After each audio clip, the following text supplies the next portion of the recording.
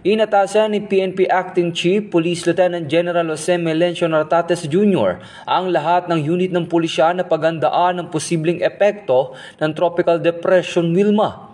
Ayon kay Police Lieutenant General Nartates, nakipag-ugnayan na ang PNP sa mga lokal na pamahalaan at concerned agency upang masiguro ang mabilis at epektibong pagtugon para sa kaligtasan ng publiko. Ayon pa kay Police Lieutenant General Nartates, na alerto na ang PNP personnel sa iba't ibang rehiyon at handa para sa preemptive evacuation, pati na ang prepositioning ng mobility at rescue assets. Tiniyak ni Police Lieutenant General Nartates na handa ang lahat ng gagamitan para sa emergency response habang hinikayat niya ang publiko na manatiling alerto, sundan ang opisyal na weather updates at makipagtulungan sa mga otoridad para sa kanilang kaligtasan.